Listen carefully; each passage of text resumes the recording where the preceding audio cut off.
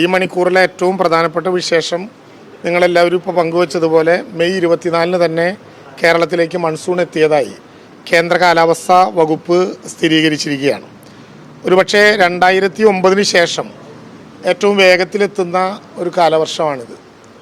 1975 ശേഷം 2 തവണയേ ഇത്ര വേഗതയിൽ വന്നിട്ടുള്ളൂ. ഒരു തവണ മെയ് 21-നും മറ്റൊരു തവണ മെയ് 23-നും.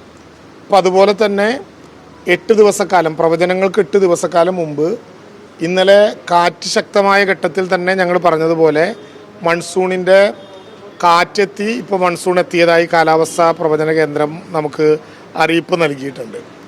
കാലവർഷത്തിൻ്റെ ആരംഭത്തിൻ്റെയും അറബിക്കടലിലെ വടക്കൻ കർണാടക ഗോവ തീരത്തിൻ്റെ ഭാഗമായി അടുത്തായി രൂപം കൊണ്ട ന്യൂനമർദ്ദത്തിൻ്റെയും അടിസ്ഥാനത്തിൽ മാറിയതിൻ്റെ അടിസ്ഥാനത്തിൽ കേരളത്തിൽ അതിശക്തമായിട്ടുള്ള മഴയാണ് ഇപ്പോൾ ലഭിച്ചുകൊണ്ടിരിക്കുന്നത്. മെയ് 27 മധ്യ പടിഞ്ഞാറൻ വടക്കൻ ബംഗാൾ ഉൾക്കടലിന് മുകളിലായി മറ്റൊരു ന്യൂനമർദ്ദം കൂടി രൂപപ്പെടാനുള്ള സാധ്യതയുണ്ട് എന്നാണ് വിവിധങ്ങളായിട്ടുള്ള മോഡലുകൾ, IMD മാത്രമല്ല വിവിധങ്ങളായിട്ടുള്ള മോഡലുകൾ കാണിക്കുന്നത്.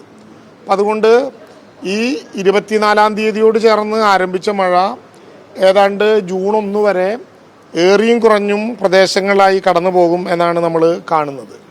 അടുത്ത 10 ദിവസം എന്ത് സാഹചര്യത്തിലും ഏതു തരത്തിലും മഴ പ്രതീക്ഷിക്കുക തന്നെ വേണം എന്നാണ് നമ്മൾ കരുതിയിട്ടുള്ള ഏറ്റവും പ്രധാനപ്പെട്ട കാര്യം. ഈ സാഹചര്യം വെച്ചുകൊണ്ടാണ് ഇന്ന് കളക്ടർമാരുടെ യോഗത്തിലെ പ്രധാനപ്പെട്ട കാര്യങ്ങളെല്ലാം ആലോചിച്ചിട്ടുള്ളത്. ഇന്നലെ വൈകിട്ടും ഇന്ന് രാവിലെയും എല്ലാ ജില്ലകളിലും നല്ല തോതിലുള്ള മഴ ലഭിച്ചിട്ടുണ്ട്. കണക്കുകൾ നോക്കിയാൽ ഇന്നലെ എറണാകുളം, കോട്ടയം ജില്ലകളിൽ 100 മില്ലിമീറ്റർ വീതം മഴ ലഭിക്കുകയുണ്ടായി.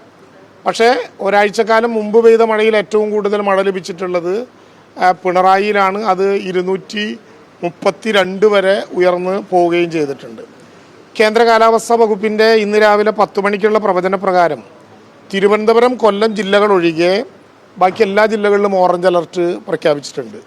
നാളേക്ക് നിങ്ങൾക്ക് നേരത്തെ വിവരം ലഭിച്ചതുപോലെ 5 ജില്ലകളിൽ റെഡ് അലർട്ടും ബാക്കി ജില്ലകളിൽ ഓറഞ്ച് അലർട്ടും ആണ് ഇപ്പോൾ ഔപചാരികമായിട്ടുള്ള പ്രഖ്യാപനം നടന്നിട്ടുള്ളത്.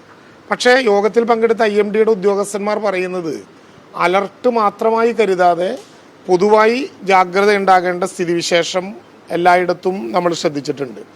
മഴയോടൊപ്പം എത്തിയിട്ടുള്ള ശക്തമായിട്ടുള്ള കാറ്റാണ് ഇന്നലെ മുതൽ വലിയ നാശം വിതച്ചിട്ടുള്ളത്.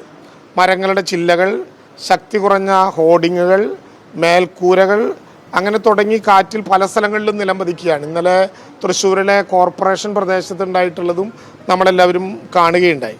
അപ്പോൾ ബന്ധപ്പെട്ട വകുപ്പുകൾ എല്ലാ ഘട്ടത്തിലും ഈ സാഹചര്യം ഒഴിവാക്കാൻ ആവശ്യമായിട്ടുള്ള നടപടിക്രമങ്ങൾ പ്രത്യേകമായിട്ട് നടത്തേണ്ടതുണ്ട്.